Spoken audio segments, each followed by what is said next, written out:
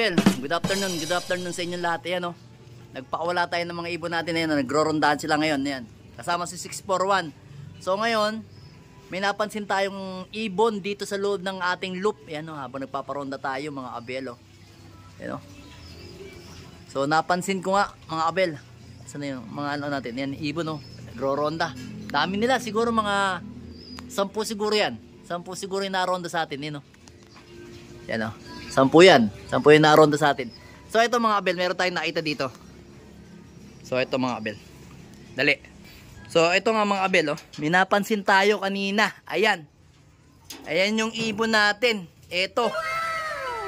Ito si Juana. Sobrang payat mga Abel. Ayan, oh. Saan kaya nang galing to? Wala na siyang sticker mga Abel. Sobrang payat. Tapos parang himatlugin yung ibon natin. Ano nangyari sa'yo? Ha? Nangyari sa'yo, darling? Okay, re-recover natin to. Sana wala siyang ano. Wala siyang... Hindi siya mag-going light kasi punong-puno yung kanyang ano, dibdib. Ay, mga Abel, mukhang ano. Mukhang nadali to ng lambatan, mga Abel, eh, no? May palatandaan siyang ano, ayun sa paa, oh. Palatandaan sa sabit, ayan, oh. Mukhang nasabit sa lambat to, mga Abel. Ayan, oh, sugat, oh. Sugat sa kanyang paa. So, malamang sa alamang, ayan, mga Abel, oh. Naku, dali ang ibon natin. Diyos ko. Butas na to ng bawang, tapos ng tagudin. Sa bawang yan, mga Abel, sa bawang nadali yan, sa bawang. Bawang La Union niya nadali. Tingnan nyo, wala nang sticker. Tingnan nyo itsura niya. Mukhang himatlugin. Mukhang ano, basang-basa sa ano, ewan ko saan nang galing yan. Mukhang ano, halo-halo yung ano. Malamang to, ako natatansya ko, sa lambatan to nadali. Tapos ayan, pinagsama-sama sila sa isang lalagyanan lang. Tapos ganyan, no, kita nyo itsura. Talagang himatlugin siya. Basang-basa yung buntot niya. Mukhang yung pinaglagyan ng kulungan is halos yung parang maliit lang na halo-halo sila. Kasi napansin nyo mga Abel yun, dry yung ano niya, dry yung balat niya dito sa bandang ano niya, sa taas ng paa niya. Eh mapapansin nyo, meron siyang pasa. Yan yung ano, yan yung palatandaan na nalambat yung ibon natin. Ayan, oh. Kita nyo. Ayan yung Juana natin.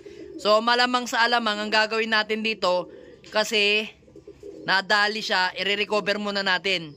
So tingnan natin kung pwede natin siyang ilaban sa ibang club, mga Abel. Kita nyo yung paa niya, oh, nangyari, oh. Yan, oh. Pansinin nyo yung paa niya, mga Abel, oh. Yan, oh. Yung ano niya, yung kuko niya, to. Pansinin nyo, ha. Ayan, oh. Papaga na po ba? Ayan. Pero okay naman siya, ayan, oh. Awa naman ng Diyos. Bibigyan natin siya ng ano, herbiotic, mga Abel, para recover kagad. So, pansin ko naman, parang nangayayat yung katawan niya. Tapos, yun nga, mukhang may eye cold siya. Recover natin to ng matagal. Tapos, i-flushing natin. Yun nga, yung herbiotic natin. Tapos, plus, prebiotic natin. Yun. Sigurado, ma-eye cleansing tong ibon natin. Basta straight lang natin yon, straight lang natin 3 to 5 days yung gagawin natin sa kanyang pagpata ng herbiotic.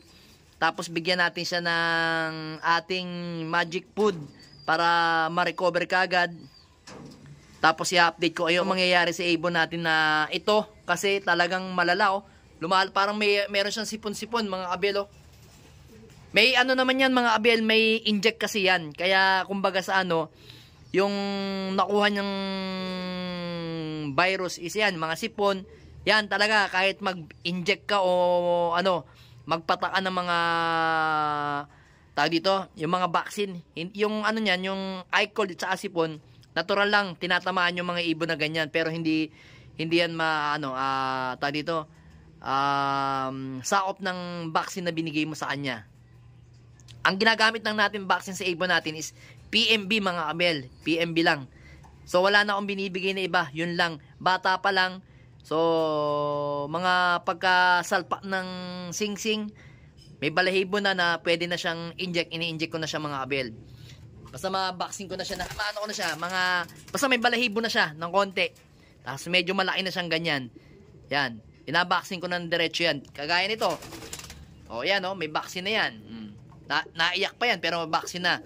So ganun ako mga abel, kaya bata pa lang naka-vaccine na. Pero pagdating ng training hanggang derby, wala na akong binibigay, hindi na ako nagba-vaccine sa ibon ko. Kasi pagka na-vaccine ko siya ng bata, dire-diretso na yun. Hindi ako nagdadalawang vaccine mga abel. So yun, naglilipad pa yung mga ibon natin. Nahayaan lang natin kasi Webes ngayon, bukas is 31, tama, 31 ba bukas? Oh, tama, 31 bukas, magkaarga tayo ng bigan. So, itong ang ibon na to is hindi na natin makaarga ng bigan kasi nakita nyo naman na itsura, oh. Mukhang himatlugin, ayan. Siguro, hindi ko muna siya paliliguan ngayon. Bibigyan ko muna siya ng mga herbal natin, ayan. Tapos, re-recover natin.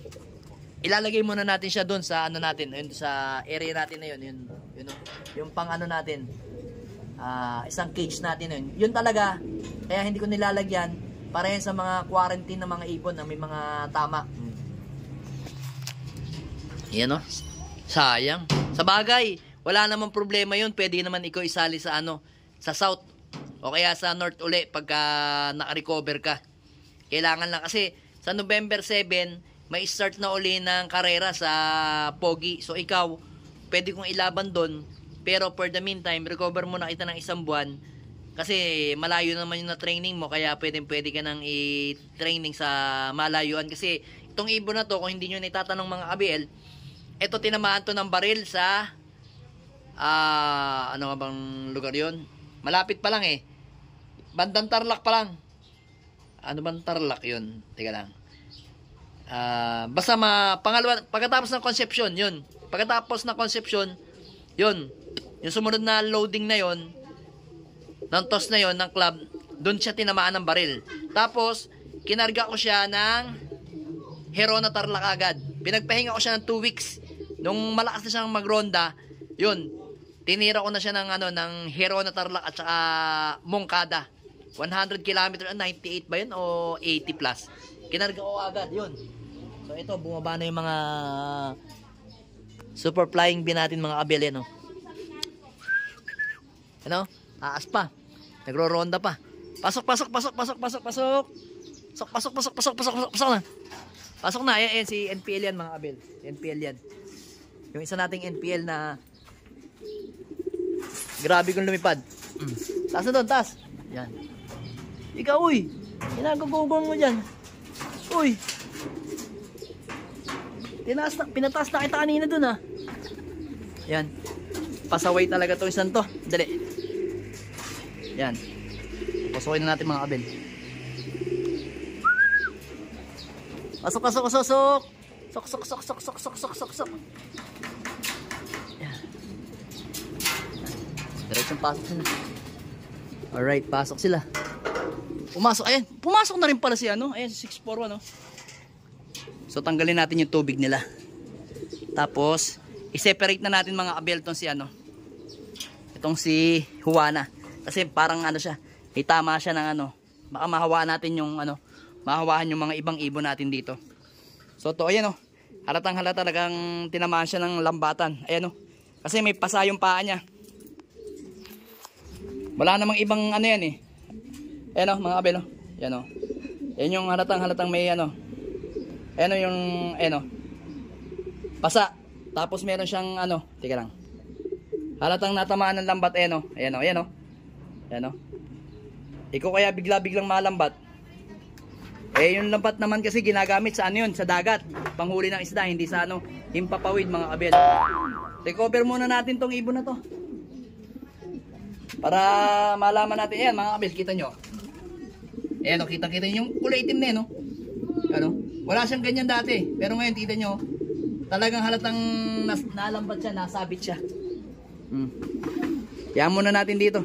I-quarantine muna natin tong ibon na to. Pakainin natin ng nararapat. So yun, nagliliparan pa yung mga ibang ibon natin. May rumekta na isang ibon dito. Sino ba to? Pasok na, pasok! Yun, masok na si Yun, kapatid yun ni Juana. Ayun Kapatid yun ni Juana. Isang yan. Kuha na yan. Kapatid sa tatay. Ito na si Brown, pumasok na.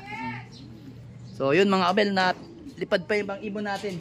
Sigurado maya maya pa bababa yung ibang ibon natin mga abel, kasi yan yan eh. Yung mga lahi ni Peter, Miss Peter. Basta lahi ni Miss Peter, matagal talaga lumipad mga abel. Ayan sila oh. Ayan oh, yun. Ayan na sila oh. Matatagal lumipad yung mga yan. So yun mga abel, asikasuhin muna natin yung mga ibon natin. Tsaka yun si 641, asikasuhin muna natin. Kaya na lang muna natin yung mga lumilipad.